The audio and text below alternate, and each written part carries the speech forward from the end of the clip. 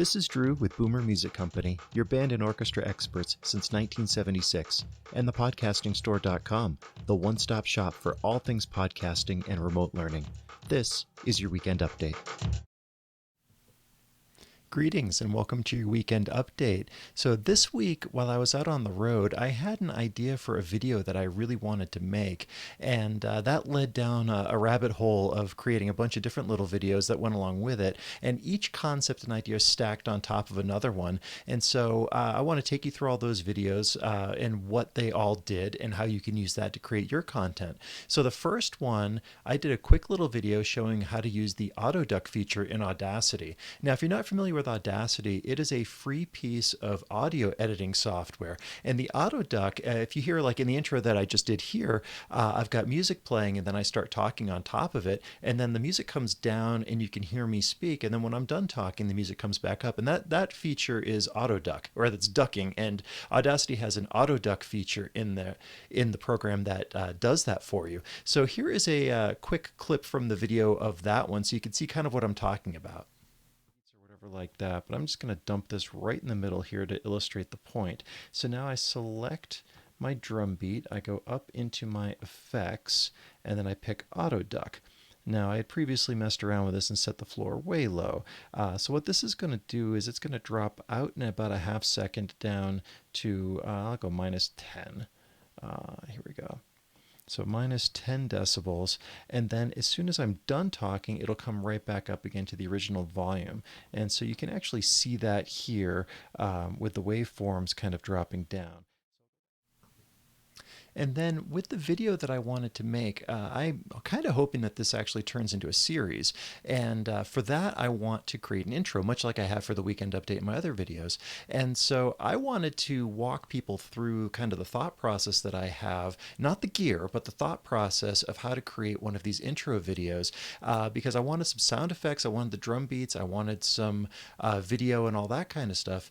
And it's a really effective process, I think, using free software. And again, it's using Audacity on the audio editing and then Shotcut on the video editing. And they're both open source and very powerful pieces of software. So here is a clip from the video where I'm creating the introduction to what I'm hoping is the video series. If you do these ripple trim and drops, then it will start moving stuff over when you pull it in, and I don't want that. And so this is a very long clip here, but by stacking it on top in Shotcut, so the top one is always going to come to the front. So if I play this like it is right now, it's going to do this.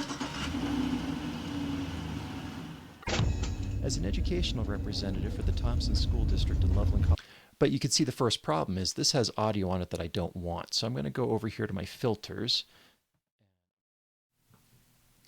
And then the last video is the actual video that I made, and I'm titling it The View from the Road. And this, I'm hoping, becomes a series. It's about the experiences and things that I see when I'm out on the road as a educational representative in the Thompson School District. And pardon the pun because it's Loveland, but it's my Valentine back at the teachers that I get to help out and see every week, because they are really doing some hard work. I think that they are recognized, but I don't know that they're always seen for what they do and for the struggles and the triumphs that they have. And I really wanted to bring some of that to light so that people can see what's really going on. So here is a clip from the video that all of this other stuff was leading up towards making.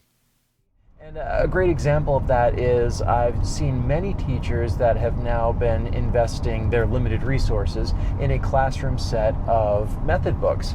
And that's something that in the past hadn't really been done as a widespread thing, but seeing the situation for what it is and that kids, for whatever reason, are not showing up into the classroom with the books like they're supposed to be doing, rather than photocopying, creating stuff, just going to those heroic lengths to create those resources. Just instead invest in the set of books, and then you've got it for the kid to check out to use during class, and then they won't miss out on the instruction. And then finally, over at the Podcasting Store Medium page, this week's essay was about getting more done by budgeting less time to do it, which is a really counterintuitive thing. And what came up, I was thinking about when we expanded our string shop at the store, which took over my existing office space, and then I was off site, and I just haven't been able to do as many hours on site anymore. And I was always concerned with, am I actually going to get everything done? And as it turns out, that hasn't been the problem. And I learned those lessons back in marching band in high school. Our band rehearsed the least out of any in our division, and we were still very effective at what we did and managed to even come in top one or two every year that I was in the band. And so it's about quality time, not quantity time. So if you haven't checked out that essay yet, give it a look over at the Podcasting Store Medium page. That's your weekend update. As always, thank you so much for watching and for supporting us as we're now into the grind of the school year, and we will see you at the store.